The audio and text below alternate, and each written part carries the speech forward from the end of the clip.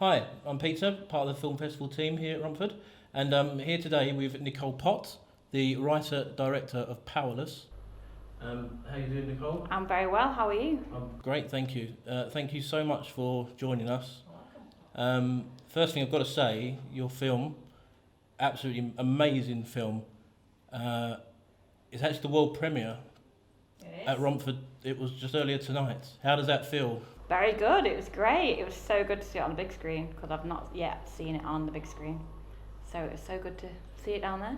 Fantastic, so great to have you with us. So this film, Powerless, 4 nominations, one of the most nominated film at our festival. So I'm just going to make sure I've got this correct. Best short film, best director, best screenplay, best actress. So congratulations. Thank you. I've really been looking forward to this discussion because all the members of the selection team this year absolutely love this film, unequivocally. I'm not just saying that honestly because you're here. I mean, that is absolutely the truth. Thank you. So let's start. Can you just give us a brief synopsis about the film, what its story is about? So it's about a young female boxer who experiences a tragedy just before her most pivotal fight. We can just briefly, if you don't mind, we'll touch about briefly what that tragedy is. Yes. She's very close with her brother, who she lives with. They don't have any parents, from what we see in the film, so they are just the two of them. They have this very, very unique love-hate sibling relationship. At times they argue a lot. Other times you can see they clearly care for each other. The tragedy is that the brother sort of becomes victim, I guess, of he falls in with the wrong crowd, and he is stabbed to death. Yes. And we see obviously how the sister Clara copes with this, or her reaction to this. It's a very precedent subject in our society at the moment, knife crime. One of the selection committee said that this film should be shown in schools. It's that important, it's that contemporary. What led you to writing this story? Well, not knife crime. As much as it's part of it. And I actually was thinking as of watching it tonight that I actually would love to do it from his perspective because I wonder what it would be like. Because I was like kind of watching it thinking it'd be interesting to see it from Dan's perspective, I suppose. So I was watching boxing with my other half, who's a big boxing fan. I'm not a big boxing fan, not because I don't like it, just don't watch it. And there was an interview with one of the boxers, female boxers, and she said she just lost her nan. And I don't know why, but I just jumped up and was like, I'm going to write a story or a script. So I went in the back and I wrote a script, and it was originally surrounding the family. So the family, there was like, it was a bit more like comedic. There was like grandma, granddad, mum, dad, all in the same kind of house around tea time or dinner time. And there's a knock on the door and they find out that Dan died, basically. But then when I was developing it with Lewis, the producer, we decided to rein that in. In fact, one of the versions of the script was that Johnny actually kills Dan, and Clara goes to find out the killer, and then finds out that it's her coach and takes revenge. Oh, wow. Which is completely different to what we actually see on screen. So yeah, and then we just developed it to where it is today, and yeah, what you see on screen is what came out of my head. Yeah. Okay, so it was obviously a much larger project, you're saying. Yeah. So how difficult was it for you as a writer to go from that much larger story to condensing it into the story that we see in the film? How difficult was that to you, or was it quite easy for you? I don't think it was too difficult. It was just challenging, probably taking a lot of the characters out and then changing that round to be more between the brother and sister. So obviously, as I said earlier, a large part of the film is about knife crime, and as I said, that is a very present subject at the moment. How conscious were you of using that kind of thing in the film? I suppose I hadn't really thought about it when I was writing it. I just wanted to showcase grief and loss from someone's perspective. Personally, I'm in a very lucky position where I haven't really lost anyone that I'm super close with. And my granddad did die some years back, but I've still got my grandma and my other grandparents as well, which is great. And I've never really experienced grief, so to me it was just trying to experience what I think grief would be if I was to lose somebody and how I would deal with it personally.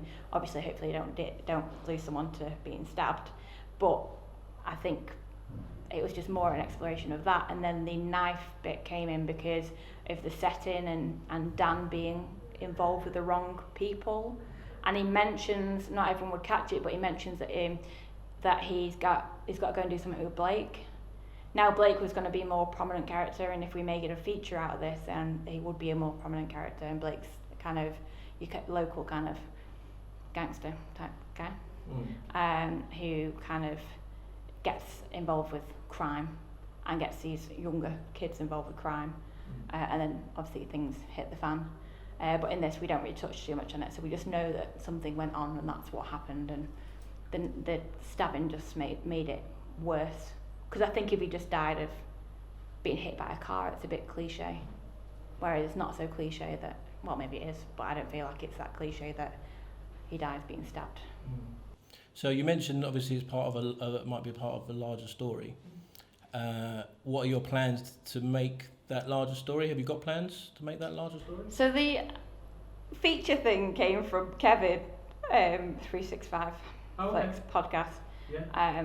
He's and Darren Toby from UK Film Review both said that they'd like to see a feature, and I was like, oh, I haven't got a feature idea for this idea, but I'd love to maybe explore it further. And then I spoke to Katie, and she's like, I'd love to do it. She really wants to do the feature role. So I don't know yet where I'd go with it. I think what we were thinking about doing is looking at putting a bit more of the boxing in, but not making it too boxing concentrated, and then having the tragedy happen, but then have Clara go after revenge on it. So it's a bit similar to the original story, but I suppose bigger. But I don't know, we'll see how it goes, because I literally just wrote it out of the short, and sometimes shorts should just stay shorts. But if people like the idea of it and think it could be a feature, it doesn't mean that I can't consider it, because obviously if people want to see it, then it might be worth making, I suppose. Definitely. If you do make a feature, we definitely want to show it here. You mentioned Katie Marie Carter in the lead role briefly there. She was absolutely phenomenal. Again, all of us agreed she is really someone to look out for. Yeah. Can you tell me how it was that you cast her in the film? Yeah, I just put a call out for talent in the Manchester area, and we did a full day of casting, which was great, and Katie came along, and we've seen loads of amazing women, I shouldn't say girls, should I, women, for the role, and Katie came in, she all dressed up like a boxer, because she'd had the script anyway, and I just really loved her, like her audition was just flawless. So it was between her and another actress as well. So I went away and thought about it, but really it was always going to be Katie. So yeah, that's how I got her, and she's actually knew my other half as well, so it kind of was quite nice because there was a few connections there. Are you planning to work with her again on anything in the future? I've recently worked with her on a Zoom two-hander. Okay. Which was really fun, Yeah. which was kind of psychological, Mm-hmm.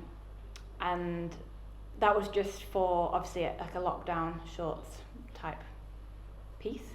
It's on YouTube, but yes, I'd love to work with Katie again. Just got to be the right role, I think, for us both working together. Like I said, the feature, it could be anything really. I'd love to work with her again, but I think she's gonna shoot up, to be fair, and do very well in a career, because she's so talented. Yeah. All of us were immediately saying, have you seen this film yet? You've got to see the actress in it. As I said, she is nominated this year. Yeah. It was, I think, in my opinion, it was the strongest category this year, was Best Actress. There were some absolutely amazing performances, and she's right up there. Can I ask you about your future plans for this film? Is it going to do a festival circuit with the current climate? How does that look?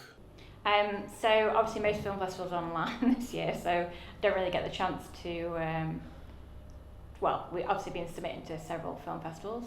Actually, not several, probably like 40 film festivals. Over lockdown, I'm like, I've got no money, but that festival looks fantastic, so I'll put it into that one and this one and this one. So you just never know who's going to select it or not, because one festival might think it's great, like you guys think it's great, but another festival might not think it fits their remit, or they might have seen something similar. There's quite a lot of female boxing shorts out there, and there's a lot of boxing shorts out there, and there's a lot of shorts out there about someone who's dealing with depression or grief or something within boxing, and I've seen quite a few over the last couple of years since I made Powerless. So I guess it just depends if it fits their remit. But then we'll see from there. I'd like to distribute it. I'd like to get it out online somewhere. Maybe Pause TV, it's a new one. My short Kaleidoscope's going on there soon, so hopefully I'll speak to them about maybe doing it. But I guess we'll see. I don't know. Yeah, sorry. That doesn't really help. It's all right. Final question. You, I understand, run a couple of film festivals yourself. Do you want to tell us about those? Yeah, so I run the High Peak Independent Film Festival, which is in the Peak District. It is going to be online this year, and it's in October. We're going to be running for about a week, and we'll do loads of different events and stuff. And then we're going to go on a hiatus just to get some plans together before we come back in a couple of years. And I also run the Manchester Women's International Film Festival.